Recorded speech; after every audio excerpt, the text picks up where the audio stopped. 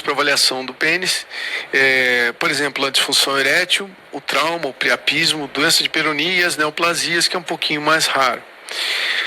Anatomicamente, a gente tem que ter noção de algumas estruturas, senão fica um pouco mais complexo. Primeiro, lembrar aqui que os corpos cavernosos, eles ficam na face dorsal do pênis, tá? São estruturas com componente vascular. E eles se dividem na base, tá? Em duas porções crurais, tá? Que vão se fixar as tuberosidades isquiáticas. O corpo esponjoso, ele vai ficar na face ventral, tá? E esse corpo esponjoso, ele é composto pela glande, tá? Que tem uma dilatação, né? E no interior ele vai ter a uretra. Então, essa é o que é básico, né, na estrutura peniana. A gente consegue ver um pouquinho de uretra, tá? A uretra ela é dividida assim, a gente tem a uretra peniana com a fossa navicular aqui, tá? Que ela é dividida em uretra peniana anterior, né? Que é peniana e bulbar, tá? E a uretra posterior, que é composta pela uretra membranosa, onde está o esfíncter urinário externo, o estriado, e a uretra prostática, tá? Que vai até o colo vesical. Anatomicamente, a gente pode ver a uretra peniana e a uretra bulbar a gente vê bem, tá? Pelo ultrassom, se não for por via transetal, né? Mas lembrar que a gente tem aqui o músculo bulbo esponjoso ou bulbo cavernoso, a gente chama essas duas denominações, que envolve, né, a uretra bulbar, tem aquela função de contração durante a ejaculação e também pode ser ajuda a comprimir a urina no final da micção. Anatomicamente a uretra a gente vai ver no pênis muito bem, mas é interessante, né, que a gente pode ver o corpo esponjoso com muita facilidade, tá, no ultrassom, tá, envolvendo a uretra, né, e a gente pode inclusive encontrar áreas de fibrose desse corpo esponjoso, facilitando a gente a definir exatamente a extensão dessa estenose uretral. Então é um artifício interessante, quando a gente injeta xilocaína dentro da uretra, a gente pode usar o ultrassom para avaliar a uretra peniana e bulbar. Então, o que a gente tem que ver no ultrassom, né? No ultrassom a gente consegue ver todas essas estruturas, tá? Os dois corpos cavernosos, tá? Envolvidos pela albugínia, aqui o corpo esponjoso, tá? Lembrar que o corpo cavernoso, tanto o corpo cavernoso como o corpo esponjoso são estruturas eréteis, que têm ereção, ciência de sangue durante a ereção. A túnica albugínea, tá? A túnica albugínea, que é uma estrutura fibrosa, bem ecogênica. A face de Buch, né, que vai envolver todas essas estruturas para proteger e fixar. A veia dorsal superficial do pênis, né, e a veia dorsal profunda do pênis e as artérias dorsais do pênis de cada lado. Os nervos vão estar acompanhando essas estruturas, né, e geralmente a gente não vê muito bem. Então, como é que é o suprimento arterial? O suprimento arterial do pênis vem pelas artérias pudendas internas, tem que vir da artéria ilíaca interna. Então, você tem as artérias dorsais dos pênis, as artérias bulbo-uretrais, né, paralelas ali à uretra, e as artérias cavernosas, que ficam dentro do corpo cavernoso e vão emitir os ramos helicinais para irrigar os sinusoides. Então, e os ramos acessórios, né, que também ajudam no intrapênis, são a artéria ilíaca externa, que vem da artéria ilíaca externa, da obturadora, da vesical e da femoral. Então, tudo vem aí da crura do corpo cavernoso para as artérias cavernosas, artérias helicinais e sinusoides.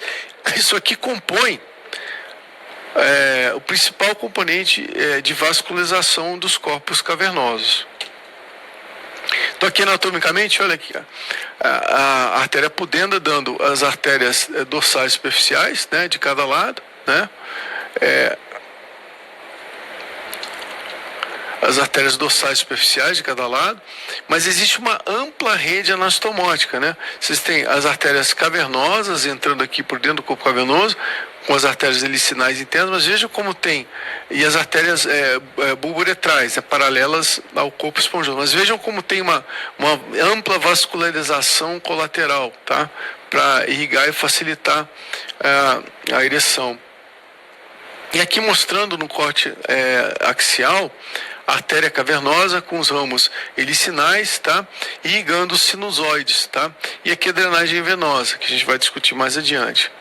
No ultrassom, então, aqui mostrando o pênis no eixo longitudinal, no eixo sagital, né? O glande, corpo cavernoso, tá? E aqui o corpo esponjoso um pouco comprimido pelo probe de ultrassom. Aqui um eixo sagital mostrando a artéria cavernosa dentro do corpo cavernoso, né? E aqui, olha, a gente consegue ver muito bem a túnica albugínea, né, hiperecogênica. Olha aqui, a túnica albugínea hiperecogênica, tá? No corte axial, olha que interessante no Doppler. A gente vê as artérias bulboesponjosas aqui, as artérias do corpo cavernoso, com seus ramos, né, helicinais, né? E aqui, inclusive, vendo, olha, veia dorsal profunda e as artérias dorsais, tá? Mostrando toda essa anatomia vascular. Uma imagem clássica da artéria cavernosa com os ramos helicinais, colaterais aqui entre as artérias dorsais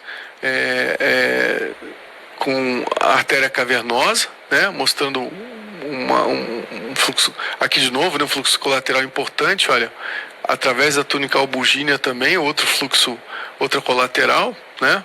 Então isso às vezes a gente observa no ultrassom, e é comum a gente entender que existe essa vascularização colateral.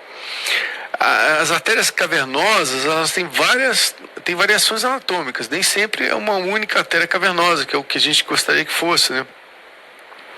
Mas você pode inclusive ter ausência de tronco único, artérias bem tortuosas, dominância de uma artéria de um lado em relação ao outro, como os corpos cavernosos se comunicam amplamente, isso pode acontecer. E quando isso acontece, essa artéria vicariante, a maior, ela deve ter pelo menos 1,5 milímetro, tá? Colômetro normal, né, em vasodilatação de meio a 1 milímetro. Passou de 1 milímetro, a gente pensa em artéria vicariante. Quanto à drenagem venosa, a drenagem venosa se dá pela veia dorsal superficial do pênis, né, pela veia dorsal profunda e pelas veias bulbo-uretrais e veias cavernosas, tá? Então são todas essas veias aqui, tá? Vocês veem que a veia dorsal profunda, ela está protegida pela fáscia de Buch. Mas vejam como todas as veias são comunicadas. As bulbo-uretrais, elas vão circundar, né, o corpo cavernoso e vão drenar para a veia dorsal profunda. E a gente tem várias artérias, veias que saem daqui, né, do corpo cavernoso e drenam exatamente para a veia dorsal profunda. E a gente também tem anastomose com as veias dorsais superficiais, né? Então esse é o aspecto. E aí as veias emissárias, né, são as veias que vão drenar os corpos cavernosos, né, vão drenar os sinusoides, né, por baixo da túnica vaginal. Isso tudo vai drenar aí para as veias pudendas internas, cavernosas, né, veias bulbares, bulbo-uretral. É interessante notar também que existe essa ampla rede anastomótica, né, entre as veias, né, até para as veias safenas, etc. Então, tudo são componentes importantes.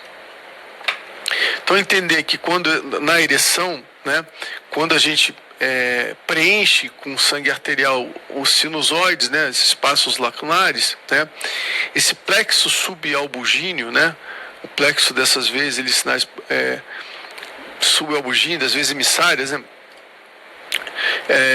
elas vão drenar os sinusoides, mas durante a ereção, com a distensão do corpo cavernoso e a compressão da albugínea, você tem compressão dessas veias emissárias, o que a gente chama de fenômeno veno-oclusivo, o que diminui a drenagem quase que completamente e mantém a ereção, tá? Isso aqui é uma imagem interessante de um paciente com fuga venosa, mostrando uma drenagem exuberante pela veia dorsal profunda do pênis, tá? Então é um quadro bem compatível com a fuga venosa. Então, como é que funciona a ereção? A gente tem primeiro o estado de flacidez. O músculo liso está em estado tônico, né, contraído, e os sinusóides penianos vão estar colapsados, e as vênulas cavernosas vão estar abertas, né?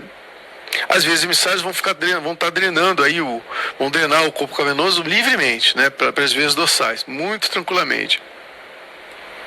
E a gente vai ter também uma alta resistividade à entrada do sangue arterial nos corpos cavernosos pela artéria cavernosa. Então, durante a ereção, a gente tem esse impulso autonômico neurogênico, né?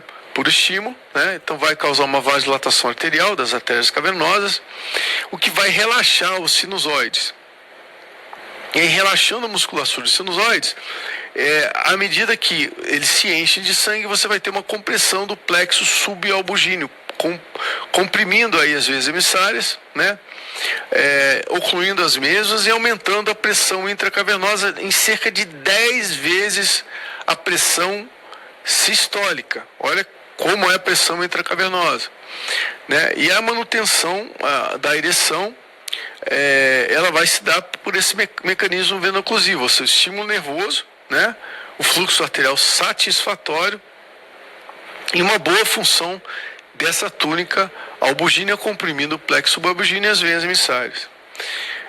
Já na detumescência, acabando o estímulo, né, você vai ter uma contração das artérias e dessas trabéculas, dos sinusoides, em resposta à ação da norepinefrina, tá? E aí você vai ter uma redução lenta da pressão intracavernosa, né, as veias, os plexos e as veias emissárias reabrem, e aí você vai ter uma redução rápida da pressão intracavernosa, com o fluxo venoso, e o fluxo arterial vai estar diminuído, enquanto as veias vão estar drenando completamente o sangue do corpo cavernoso. Então, o que acontece numa disfunção erétil? Tem várias causas associadas. Você pode ter uma disfunção erétil por deficiência arteriogênica. Você pode ter uma deficiência venogênica, ou seja, uma fuga das veias, fuga do sangue venoso através das veias. Pode ser neurogênica, pode ser endocrinológica, por falta de hormônios, psicogênica, medicamentosa, relacionada ao envelhecimento, a doença sistêmica e algumas outras causas, inclusive mistas. Como é que eu avalio, como é que eu faço a técnica do Doppler peniano para avaliar a disfunção erétil? O Doppler tem que ser feito com droga vasoativa. Então, o paciente fica em decúbito dorsal com pênis sobre o abdômen. A gente pode insonar tanto pela face dorsal ventral, mas mais comumente a gente faz assim, né? Paciente relaxado, confortável, no ambiente seguro, transdutor de alta resolução. E a gente vai tentar avaliar primeiro as artérias cavernosas proximais, né, usando um filtro baixo, e o ganho de Doppler logo abaixo do limiar de ruído. Então, o PRF vai ficar no nível mais baixo possível, porque é um vaso de calibre baixo, né? Então, o que a gente faz? A gente vai injetar a droga vasoativa, que pode ser tanto a prostaglandina como algumas misturas, né, de droga não só de PGE1, né, de prostaglandina, que pode ser fentolamina ou papaverina, né, bimix ou trimix. E a gente vai repetir essa dose após 10 minutos se houver uma ereção insatisfatória. Lembrando que a dose máxima é de 60 miligramas. Além disso, começa a doer muito, o paciente morre de dor, tá? Porque a prostaglandina, além de ser um mediador vascular, uma droga vascular, né, vasculogênica, ela também é mediadora de dor. Então, acima de 60 microgramas, você começa a ter muita dor e o paciente não suporta mais o exame. Então, a gente deve medir a VPS desde o início do exame, tá? E vai medir VPS e VDF de 5 em 5 minutos, até cerca de 25 minutos do exame. Respeitar o ângulo Doppler, menor que 60 graus, e a gente espera aí um efeito máximo do exame de 10 a 20 minutos depois da injeção da droga vasoativa, ou seja, num exame que dá para fazer rapidamente. Bom, quais são as complicações? Dor, né, no ato do exame. 20% das vezes ela é severa e 30% moderada. Priapismo em 10% e equimose no local da injeção. Então aqui mostrando, olha, a técnica, né? Tentando avaliar o distúrbio orgânico, mostrando aqui o fluxo bem caracterizado na base do pênis da artéria cavernosa. Nas fases ao Doppler, né, o estudo com Doppler é flacidez, né, a artéria cavernosa vai ter um espectro de onda de alta resistividade, né, sem fluxo anterógrafo na diástole. Então, a VPS geralmente vai de 5 a 15, tá, centímetros por segundo. Aí você tem um enchimento no componente sistólico, diastólico, com fluxo de baixa resistividade, né? Não é um fluxo característico de alta resistividade ainda. Você tem uma tumescência na próxima fase, com aumento do fluxo sistólico, diastólico, reduzindo, ou sem nenhum fluxo diastólico, uma ereção plena com velocidade sistólica mantida, com inversão do fluxo diastólico, e a rígida, com velocidade sistólica, chega a diminuir, né? É o máximo que ela atinge, porque você não tem nem fluxo diastólico, tá? Só tem um fluxo sistólico. E a gente consegue caracterizar isso assim, tá vendo? Olha, flacidez, né? Mostrando aqui um fluxo arterial de 5 a 15, né? Ou seja, baixo, só com fluxo sistólico. Né? O enchimento, né? Mostrando um aumento desse fluxo arterial, mas ainda com baixa resistividade. Tá? Aí depois a gente vai para a tumescência, com a diminuição desse fluxo diastólico. Em seguida, a ereção plena com rigidez, né? Você vê que a ereção plena com inversão do fluxo diastólico, em seguida a rigidez, né? Apenas com fluxo sistólico, mas já com redução dessa VPS, tá? Sem fluxo diastólico nenhum.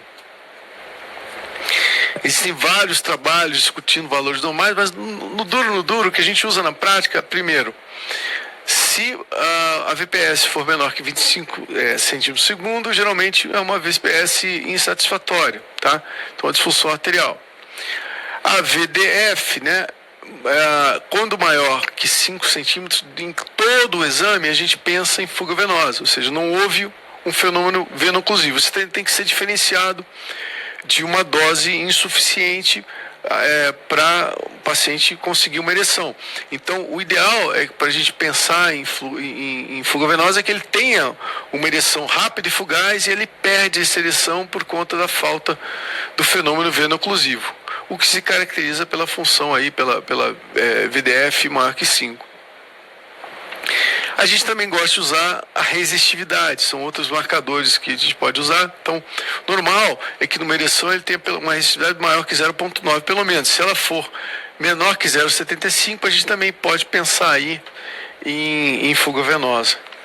Então, de novo, né? VPS normal, maior que 25, tá? Isso vai ter uma sensibilidade maior de 100%, especificidade de 86%. A assistência arterial, né, ela vai ter uma VPS menor que 25 e achatamento da onda, tá? 93% desses casos, 94% vai ser patológico quando a gente tem a VPS menor que 25 e achatamento dessa onda. Pode existir diferença entre duas artérias maior que 10 centímetros por segundo, o que vai sugerir aterosclerose. Esse diâmetro da artéria cavernosa, né, é uma coisa controversa e difícil da gente reproduzir na prática. Então, normal é 0,3 a 1 milímetro, e um aumento maior que 75% ou diâmetro maior que 0,7, né, vai dizer que é uma diferença, né, entre as duas. Pode acontecer durante a ereção, tá? Mas se isso não ocorrer, pode ser que seja uma insuficiência, mas é difícil de reproduzir isso. A gente não usa na prática clínica. O tempo de elevação sistólica também é uma coisa que a gente não usa muito, tá? Tem o valor preditivo positivo 92%, tá? Mas também na prática a gente não usa tanto. Então esse tempo deve ser maior que quando ele é maior que 110 metros por segundo, a gente vai pensar na disfunção erétil vasculogênica, tá? Então a gente pode usar isso aí. A VDF maior que 5 a gente usa muito, tá? O ideal é que seja 0, né? A VDF da ereção, mas se for maior que 5 a gente pensa em fuga venosa, tá? O normal é que seja menor que 5 centímetros por segundo. E aí, assim, quando a gente faz o exame, a gente sempre tem que comparar essas ereções induzidas, né, com as ereções naturais do paciente. Perguntar para ele como é que é a sua ereção. Porque ali ele está num ambiente desconhecido, né, não está tão confortável para fazer o exame. Outra dica é que essa VPS ela é sempre melhor avaliada nos primeiros 5 minutos, tá? Quando a pressão intracavernosa ainda está submáxima. Então a gente pega a melhor VPS e ela vai diminuir naquele pico máximo da ereção, né? Na fase rígida. Algumas vezes a gente vai encontrar VPS melhores depois de 15, 20 minutos, pode acontecer, né? Por conta da ação da droga, mas em geral é nos primeiros 5 minutos que a gente tem que procurar a melhor VPS. Então aqui um caso interessante, mostrando uma VPS menor que 25 centímetros por segundo durante o exame. Múltiplas medidas também aqui nesse paciente, mostrando 5 segundos, mostrando a VPS menor que 25, tá? Mostrando que isso aqui é uma disfunção arterial, né? E aqui a fuga venosa. A fuga venosa, a gente vai ter uma VPS, é importante isso, gente. Tem que ter uma VPS adequada. O paciente tem uma VPS adequada. E ele vai ter aquela ereção de curta duração. Mas ele nunca vai ter uma diástase zero ou reversa, né? O fluxo diastólico, ele vai ser persistentemente maior que 5 centímetros por segundo, né? E em todas as fases do exame, apesar dele ter uma VPS maior que 25. Então, isso é um achado sonográfico sugestivo, tá? De fuga venosa. O IR vai ajudar também nisso, né? Se o IR for menor que 0,75 na artéria cavernosa, isso vai sugerir também fuga venosa. Isso acontece em 95% dos pacientes, mas é necessário que tenha VPS normal, de novo, repetindo a mesma coisa, tá? E o R maior que 0,9 indica também normalidade em até 90% dos pacientes, tá? Então, o que eu ressalto para todo mundo é que a confirmação da fuga venosa, ela é com cavernosometria e cavernosografia. O Doppler, ele apenas vai sugerir essa afecção, esse problema. Enquanto a gente não fizer a cavernosometria e a cavernosografia, não dá para fechar o diagnóstico. Então aqui mostrando, olha, um paciente com VPS de 47 centímetros por segundo, mais um VDF aqui de 12 durante todo o exame. Mesma coisa, VPS 62 e VDF alta de 27 durante todo o exame. VDF persistentemente alta, olha a altura dessa VPS. E aqui de novo, fluxo proeminente da veia dorsal profunda do pênis durante a ereção máxima obtida com uma vascularização normal. Existem alguns casos raros de dilatação unilateral do corpo cavernoso, seja por uma alteração congênita, tá? Malformação, ou às vezes fibrose do corpo cavernoso contralateral.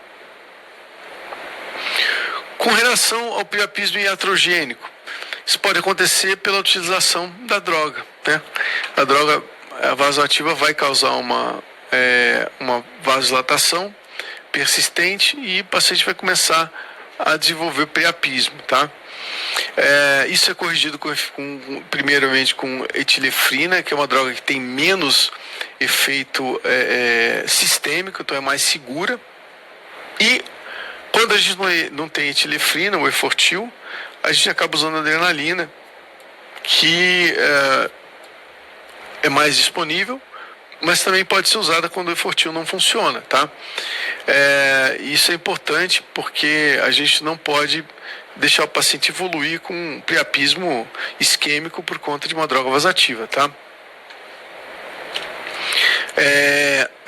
A fratura do pênis.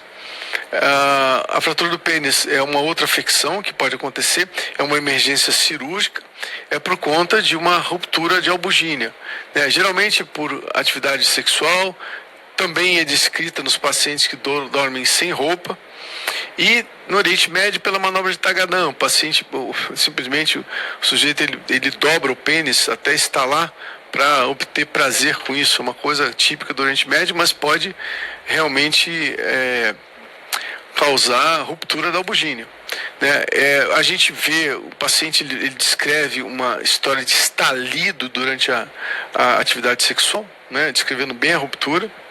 Cursa com dor, hematoma e lesões associadas. Pode lesar associadamente a uretra, por exemplo, ou lesar só o corpo esponjoso, né? Então, esse é o aspecto de uma fratura de pênis, da ruptura da albugínea. A gente vê aqui a descontinuidade da túnica albugínea, com hematoma ao lado do corpo cavernoso, né? E hematoma dos músculos dartos, né? Além daquele edema. Então, o que você pode fazer é um desenluvamento ou apenas incisão local para fazer a correção. O ultrassom tem muita valia para esse tipo de conduta, né? Aqui outro caso, descontinuidade da albugina com hematoma dentro do corpo cavernoso, né? Se estendendo para fora através da túnica albugínea. O priapismo, a definição dele é uma ereção involuntária maior que 4 horas. Ela pode ser tanto iatrogênica ou, né, por outras causas. É uma emergência urológica para a gente garantir a recuperação funcional do corpo cavernoso. E ele pode ser de baixo fluxo, ou seja, isquêmico, né, ou veno-oclusivo, ou priapismo de alto fluxo, não isquêmico ou arterial, tá? O de baixo fluxo, né, veno-oclusivo, ele é mais frequente, né, de todos. Ele poupa o corpo esponjoso, ou seja, o priapismo só ocorre nos corpos cavernosos. Tem múltiplas causas, como anemia falciforme, leucemia, plaquetocitose, essas síndromes policitóticas. Ocorre a diminuição do retorno venoso, isquemia tecidual, dor, sangue aspirado no corpo cavernoso é o sangue escuro com acidose metabólica, PO2 menor que 30 milímetros, e também é descrito como engagueira, um priapismo recorrente, né? Ele vem e vai com muita frequência. Ou pode ser de alto fluxo, é um priapismo não isquêmico, um priapismo arterial. Ele é bem menos comum, tá? Você tem aumento do fluxo arterial dentro do corpo cavernoso com retorno venoso normal. E aí não vai haver isquemia tecidual, o paciente não vai ter dor por causa disso. E o sangue aspirado, ele é vermelho claro, né, com PO2 maior que 90, né, e geralmente associado a trauma. Você tem geralmente o trauma periano ou perineal com uma fístula, né? Então, olha aqui um priapismo de alto fluxo, mostrando uma fístula arteriolacunar, ou seja, uma fístula entre a própria artéria cavernosa com os sinusoides, depois de um trauma, mostrando aquele padrão de turbilhão em yin yang, típico do Doppler colorido. No espectro, né, a gente vai ver, olha aqui, um priapismo de isquêmico, bem característico, né, mostrando uma VPS bem baixa, tá, na artéria cavernosa. E aqui, um padrão que é bem interessante vocês entenderem, que é um priapismo de alta resistividade, tá, na artéria cavernosa, mas você vê que com a VPS reversa. Nesse caso aqui, apesar dessa VPS parece ser alta e progredindo anteriormente, na verdade o fluxo anterior é muito pequeno, né? Então isso acaba causando isquemia e dor, né? Geralmente é um padrão que a gente encontra durante o uso da droga vasativa, né, que vai progredir para esse padrão isquêmico aqui final clássico, tá? Mas é o início do padrão isquêmico do priapismo, tá? Esse padrão é interessante a gente conhecer. E aí, a gente tem também o padrão não isquêmico. O não isquêmico é bem clássico, né? A gente tem o padrão espectral com VDF bem alta, tá? Fluxo anterógrado, né? Você vê que esse fluxo, inclusive, ele está um pouquinho, a curva às vezes é um pouquinho alargada da VPS, né? Porque não tem tanta resistividade, né? E o fluxo aqui no VDF nunca chega a atingir a linha de base, né? É um fluxo do padrão de fistuloso, né? Bem clássico. Então aqui, olha, mostrando o priapismo de baixo fluxo, né, de uma artéria cavernosa, mostrando onda com alta resistividade e fluxo baixo. Aqui aquele outro padrão que eu falei para vocês, né, com a VPS bem alta, mas o fluxo anterógrado é negligenciável e existe isquemia e dor. E aqui um priapismo de baixo fluxo, né, um achado tardio mostrando simplesmente isquemia do corpo cavernoso, não tem fluxo nenhum na artéria cavernosa, tá? Já houve até infarto dos corpos cavernosos. Aqui um priapismo de alto fluxo, né, mostrando uma fístula artériocavernosa, né? Com aspecto de yin yang, turbilhonamento. Olha que interessante esse outro caso, mostrando aqui uma fístula cavernosa. Olha a altura dessa VDF, né? Então, uma velocidade muito alta, né? Mostrando que não há isquemia nenhuma, né? Geralmente por essa fístula pós-trauma. Aqui outro tema interessante que é a doença de Peyronie. Doença de Peyronie é descrito por François de la Peyronie, que era um médico francês. Ele fez esse diagnóstico no rei Luís XV, né, encontrando essa curvatura peniana adquirida, né, que acomete 10% do homem. Geralmente ela é idiopática, pode estar associada a trauma, ou microtrauma, ou no ato sexual, mas muitas vezes é um processo inflamatório, tá? Que progride para fibrose. Ela pode ser hereditária por múltiplas doenças fibróticas que a gente conhece. E esse processo inflamatório inicial, ele cursa com edema, mas tardiamente ele vai fazer uma cicatriz com placa na túnica albuginea que pode fibrosar ou, inclusive, calcificar. As típicas calcificações que a gente vê no ultrassom. Ele causa dor na fase aguda, depois essa dor desaparece, aí depois evolui para deformidade e disfunção sexual, causando essa descurvatura, né, que pode ser extrema, né, inclusive dificultando ou impedindo a atividade sexual. Na doença de Peyronie, o que a gente tem que fazer é encontrar o espessamento da túnica albuginea ou a presença de placas, tá? E lembrar que uma posição muito comum dessas placas é no septo intercavernoso da túnica albuginea, na linha média, tá? Lembrar de olhar essa região. Importante para a gente medir, quando a gente faz o estudo com Doppler, é medir esse ângulo da curvatura, fotografar e mostrar a posição dessa placa, né? Para que o cirurgião possa definir qual a melhor forma de tratar esse paciente para tratar a curvatura. As próteses penianas podem ser de dois tipos, né? A prótese pode ser semi-rígida, né? É uma prótese de silicone com eixo metálico no seu interior. Às vezes elas nem têm esse eixo metálico, mas a maioria tem um eixo metálico. Ou podem ser próteses infláveis. A prótese inflável é uma prótese que tem compartimentos, uma bombinha escrotal, pump escrotal, que o paciente bombeia para adquirir ereção, para encher os cilindros das próteses, e um reservatório que fica na região retropúbica. Então, além disso, a gente tem conectores que comunicam o reservatório à bombinha e a bombinha aos cilindros das próteses. Então, é comum a gente encontrar esse reservatório pré-vesical, que às vezes confunde as pessoas, as próteses e a tubulação, né? A gente vê as próteses no corpo cavernoso ultrassom paralela à tubulação, e essa tubulação que tem componentes metálicos aramados, tá? Que vão até a bolsa testicular onde está o pump. Então esses são os achados sonográficos clássicos que a gente vai ver numa prótese peniana. A doença de Mondor também acomete o pênis, tá? É a tromboflebite esclerosante semelhante à mama, né? Ela acomete aí a veia dorsal superficial e as suas tributárias, causando uma trombose com retração da pele, dor, né? Que a gente palpa aquele cordão subcutâneo, que pode evoluir para fibrose indolor.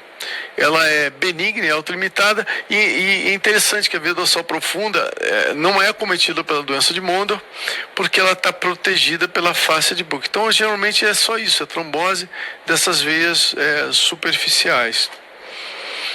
Isso é um caso do consultório, né, de um paciente que procurou com uma iatrogenia pós-biópsia de próstata, por trauma da veia dorsal profunda do pênis. A gente conseguia localizar aqui o trombo, né, na base da veia dorsal profunda do pênis. Isso causou muita dor nesse paciente durante muito tempo. Mas pode ser também secundária doença hematológica, por trombofilia. E com a recuperação dessa trombose pode acontecer encurtamento peniano, tá? E o câncer de pênis é uma coisa que geralmente a gente não faz ultrassom, tá? É raro, mas pode acontecer, né? Geralmente é uma neoplasia que acomete pacientes de